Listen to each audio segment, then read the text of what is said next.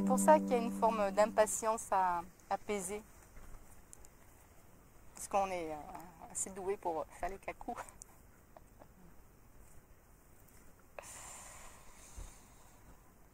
Et puis aussi on confond ce qui est manque de confiance en soi et humilité, j'ai l'impression.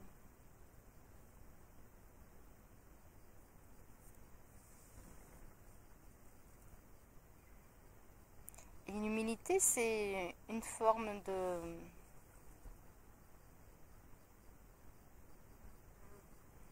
douceur dans la confiance en soi. L'humilité, c'est de savoir qu'effectivement, on ne peut pas avoir confiance en soi. Parce que nous, tout seul, un être humain tout seul, ce qu'on fait, c'est des ravages.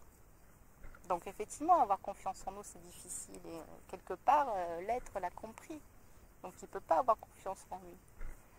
Mais ce qu'il oublie, c'est d'intégrer dans ce qui lui semble être un manque, cette énergie divine ou cette présence divine ou Dieu.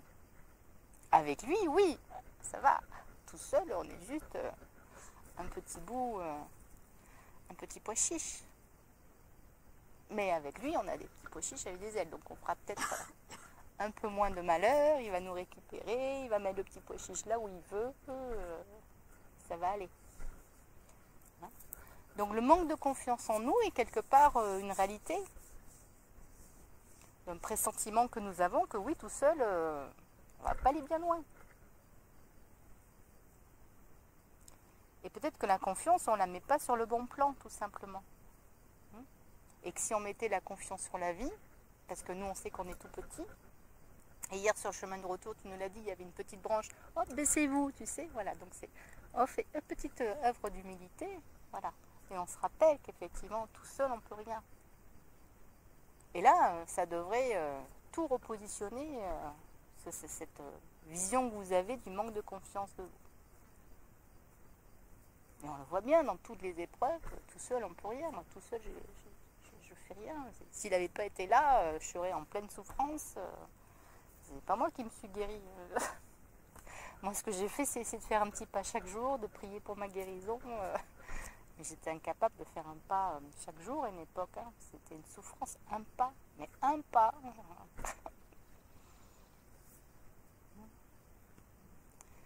Voilà. Donc parfois je pense que le mental, l'ego, il pressent les choses mais il ne sait pas bien les interpréter. Et donc du coup on se tape tout seul et on oublie d'intégrer l'élément de base. Donc là on va voir comment ça va se passer aujourd'hui, où c'est qu'on va aller. L'idée c'est qu'il n'y a pas d'objectif, hein. L'idée c'est qu'on marche et on va voir à quel moment on a envie de se poser, à quel moment on a envie de méditer, à quel moment il y a des questions qui viennent, à quel moment on a envie de manger.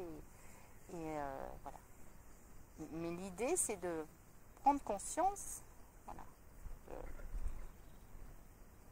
autant du monde extérieur et du monde intérieur, et essayer que pendant ce chemin, vous soyez unifiés autant à l'extérieur et à l'intérieur, et que quand vous me parlez ou quand vous parlez aux autres, il n'y a pas de souci. Par contre, il y a deux façons de fonctionner. Soit on est dans le bavardage, et on écoute, on papote entre les uns et les autres, et puis on n'est plus les petits oiseaux, on n'est plus dans les pieds, on n'est plus... voilà, on voit ce qui se passe, mais on est que tourner vers l'extérieur. Et donc c'est là où on peut se faire mal et on peut avoir du chute. Mais si tout en parlant à l'autre, on est quand même bien autant intériorisé, etc., on va à la fois réunifier les deux mouvements.